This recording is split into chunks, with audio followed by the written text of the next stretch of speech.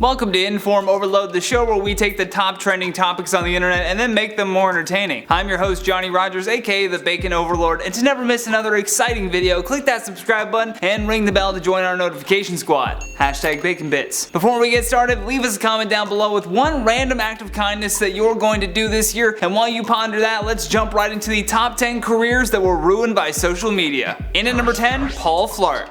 A Florida security guard known only as Doug would routinely film himself farting while at his job. We're assuming he worked the night shift. Regardless, Doug would upload these videos of him farting, sometimes more than 75 times, to an Instagram page that he started called Paul Flirt. 10 points for creativity in my opinion. The Instagram profile's description calls Doug the Fart Authority, which again, hilarious, but you gotta remember he's building his Paul Flirt empire while he's supposed to be working security. Although clearly he never cared about the job, because while he was being fired, he even recorded the entire event happening. And since losing his career from something that he did on social media, he has started a fundraiser to help him reach his goal of being the first person to make a living off of their own farts. What a noble cause. In at number 9, Principal Detention. The principal of North Miami Senior High School, Alberto Iber, may have soon regretted using his personal Facebook page as a means to state his opinion. When the McKinney pool party incident happened, it was viewed as a racially motivated disturbance. What happened was a McKinney police officer was videotaped restraining an unarmed black 15-year-old girl, even resorting to pulling her to the ground. It was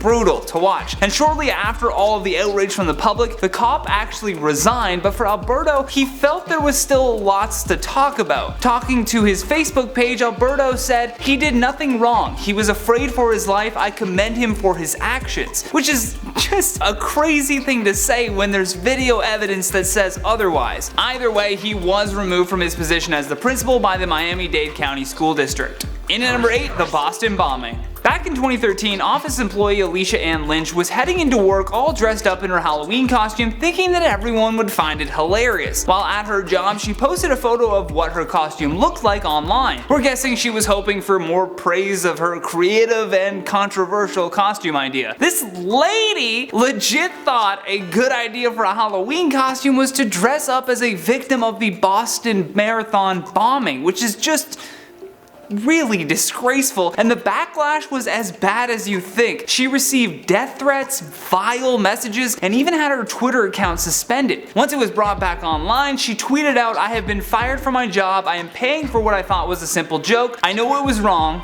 I wasn't thinking." Yeah, no kidding, lady. In at number 7, Scotty Doesn't Know. Scott Bartowitz will go down in history as the official title holder of the worst social media manager in the world. After being tasked with the job of simply uploading to the official Chrysler account, Scott accidentally mixed up his personal account with his work one. Taking to Twitter under the official Chrysler account, Scott said, "I find it ironic that Detroit is known for the Motor City, and yet no one here knows how to drive. Oh, and I left out the F-bomb that he dropped in that tweet under the official Chrysler Motors account." Safe to say the company's customers were less than impressed, and as a result, this man lost his career from social media by social media. In at number 6, Trump derangement syndrome. Trump's response to the 2017 London Bridge attack was something that fueled a lot of angry media outlets in America, but one in particular took it a little too far. First of all, we have to start with Trump's original tweet, which said, "We need to be smart, vigilant, and tough. We need the courts to give us back our rights. We need the travel ban as an extra level of safety," to which producer and television host Reza Aslan from CNN tweeted back, "This piece of is not just an embarrassment to America and a stain on the presidency, he's an embarrassment to humankind." Yowza! Maybe save that for the nightly news, Aslan? Unfortunately for Reza, CNN did not agree with his behavior and promptly fired him, making clear that this type of speech both on and off camera would have consequences. In at number 5, the secret ingredient. A Taco Bell employee named Cameron Jakowski thought that it was a genius idea to tweet a photo of him peeing into someone's order at Taco Bell. To make matters worse, because it's Twitter so it can always get worse, he tweeted this photo at the controversial internet figure and now convicted criminal Hunter Moore. It didn't take long before the vigilante group known as Anonymous doxed him, releasing all of Cameron's personal information online. Cameron's defense was that he never served this to any customers, but even if he didn't, it's still really gross, dude. Not only will he never work at Taco Bell again, but he'll probably never work in the food industry ever. ever again. In at number 4, Las Vegas. In another bizarre case of Trump derangement syndrome, we have the curious case of the CBS vice president attacking the victims of the Las Vegas shooting. Haley Geffman Gold was not only the VP of CBS, but the senior legal counsel as well in New York. Following this horrific tragedy, she took to Facebook and somehow used it as an example for her hatred of Republicans. In her post, she writes, "If they wouldn't do anything when children were murdered, I have no hope that the Repugs," talking about the Republicans, "will ever do the right thing. I'm actually not even sympathetic because country music fans often are Republican gun toters." Like, what? I legit had friends at that concert that were Canadian and they almost died as well. Like, you don't have to be Republican to like country music. That's the issue right now in the US, is that every single thing must have some sort of political attachment. Following the massive outrage against her for these disgusting comments, CBS issued a statement saying that she was no longer their employee. In at number 3, the royal baby. Right around the time that Prince Harry and Meghan Markle had their child, a BBC radio broadcaster named Danny Baker used the media attention to fire off a very offensive tweet. The tweet was a black and white photo with a man and a woman holding hands with a chimpanzee that was dressed in an oversized suit. Adorable, but there's some context. What's worse was his caption that said, "Royal baby leaves hospital." Now, a spokesperson from the BBC told CNN that this was a serious error of judgment and goes against the values that we as a station aim to embody. Danny's a brilliant broadcaster but will no longer be presenting a weekly show with us. Apparently, he wasn't intending on the tweet coming off as racist, but rather a commentary on the royals acting like circus animals. But it's Twitter, so unless you write it, people are gonna assume.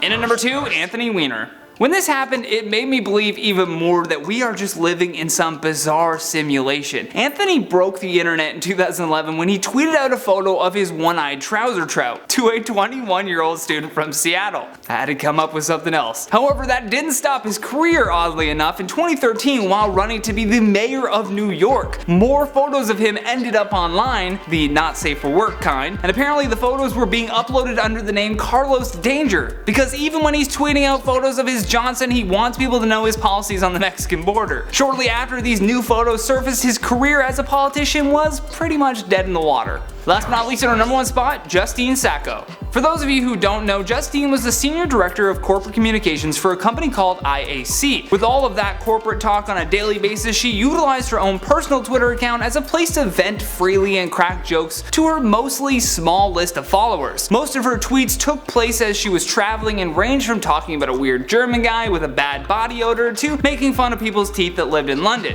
Yeah, standard weak mom jokes. Although, come December 20th during her trip to Cape Town, she tweeted out before the plane took off saying, "Going to Africa, hope I don't get AIDS. Just kidding, I'm white." And at the time she sent out this tweet, she only had 170 followers, but by the time that plane landed some odd 11 hours later, her Twitter feed had now become an absolute horror show. People were calling her racist, and even people within the company that she worked for were expressing their discontent. She literally was fired for this tweet before her plane even landed. If that doesn't hit number 1 on this list, I don't know what else does. With that, let's check out some of your comments from the video titled "Emma Chamberlain Accused of Scamming Fans." It's comment time, we gotta do some dances for comment time. Jack Carroll says, "I haven't been here for so long, it's so good to be back." Happy to have you back, Jack. I only chose that one because it rhymes. Emily Palma says, "I know you don't care." Emily, get out of my head. Brianna Benson says, "I love how you are actually using the stay classy at the end of your videos." Of course, but forewarning, I'm gonna switch it up and let's just see who notices. If you notice, hashtag bacon bits. Bertus Van Heerden says, "Gotta love the bacon." Yeah, no more spilling tea, guys, okay? It's a mess. Now it's time to spill the bacon grease. Let's get that going. 10,000 subs with no Vids challenge says, "This is just like saying PewDiePie is scamming us by selling his chair for $399 for $400 pretty much. But have you seen this Italian leather? How dare you? PewDiePie can do whatever he wants, but for real, have you seen the Italian leather?" Andrea Ha says, "Yas, bacon bits." Hashtag bacon bits in the comments if you're a real one. I think I said that way too many times. And that has been the top 10 careers that were ruined by social media. Thank you for watching InformOverload, and if you enjoyed this video, then show us some love here by tapping that like and subscribe button. Also, make sure you give us a follow on Instagram for tons of behind the scenes content. Links for that will always be in the description below. And while you're there, why don't you leave us a comment with your thoughts on this list. Plus, for more videos like this one, just click that playlist when it pops up on your screen. From IO, my name is Johnny Rogers, and until next time, stay sassy. When the McKinney... McKinney? Yeah. Either way, he was also removed from his position by the Miami-Dade County. Lost it at the top. In at number 7, Scotty doesn't know. Ooh, what a name. Bartzowitz? Bartzowitz, I'm gonna say. Because I don't even care. Safe to say the customers of Chrysler. Why do I have a hard time saying Chrysler? We need to be smart, vigilant, and tough. We need the courts to give us. I feel like I should read this in a Trump voice. I just feel it calling to me, you know? We need to be smart, vigilant, and tough. We need the courts to give us back our rights. We need. Now I sound like Cartman. That went right into Cartman immediately. My rights. They took my rights. Alright, I'm just gonna do it normally. I tried. There's bloopers if we need it. Now, following the massive outrage against her for the. Lost it! The tweet was a black and white photo with a man and a woman holding hands with a chimpanzee.